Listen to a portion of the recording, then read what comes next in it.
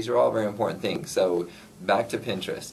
Pinterest essentially it's very, very simple. It's a place where you either upload or you tag photos that you like using Pinterest.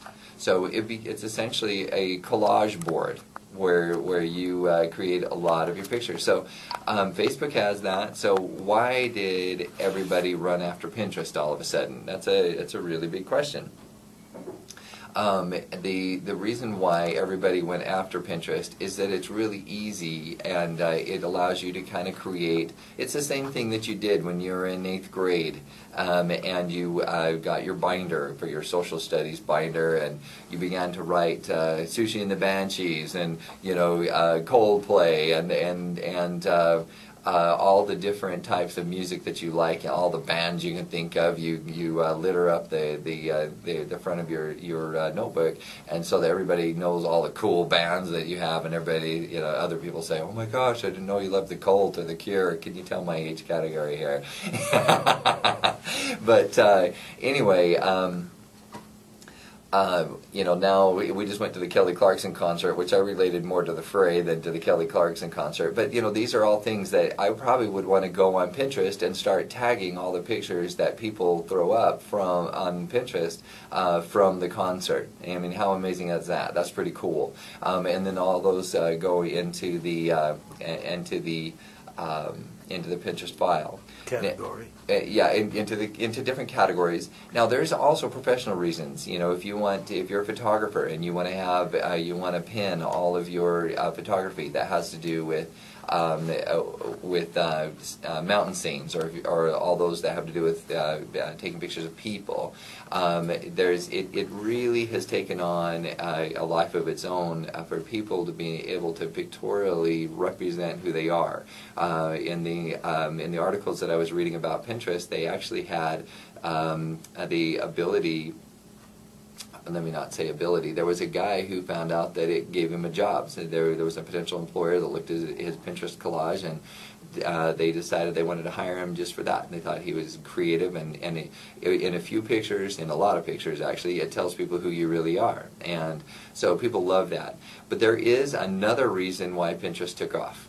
And it has to do with what we talked about in the last couple of weeks, is search engine optimization. If people like the pictures that you have on your website and they pin or tag, depending on what term you want to use, your pictures, then that, and other people tag the tag and tag the tag the tag, what you have is a bunch of backlinks. And what Google is always measuring is how popular is your website. It's a big popularity contest out there, and it all has to do with backlinks.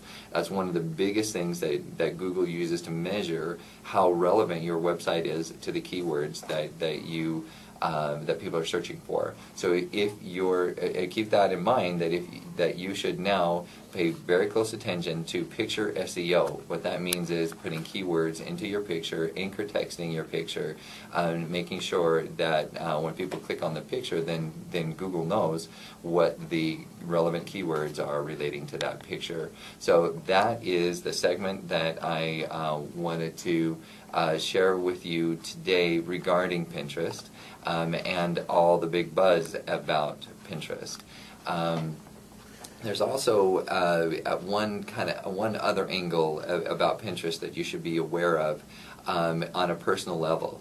Keep in mind that, as in anything, when you were writing a research paper, again in 8th grade or in college, if you annotated and created a bibliography of what you were borrowing from other people, then you were okay. If you plagiarize material, the difference between plagiarizing and not plagiarizing was allowing the bibliography and annotating it, creating the little notations. When we tag a picture, or when we pin a picture, then we have that's our annotation. So that is perfectly fine. You can tag all you want of all the art, pictures, anything pictorial out there you want to pin or tag.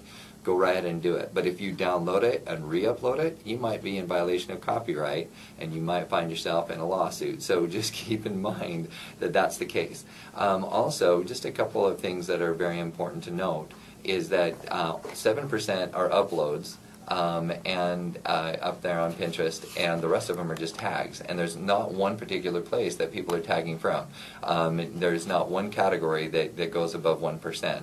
Final thing, out of 4,800 friends on my personal profile, about 400 are using Pinterest. So that kind of gives you an indication of how prevalent it is out there, about 10% of Facebook users. Thank you for tuning in, and we'll come back after the show, hopefully with Fran.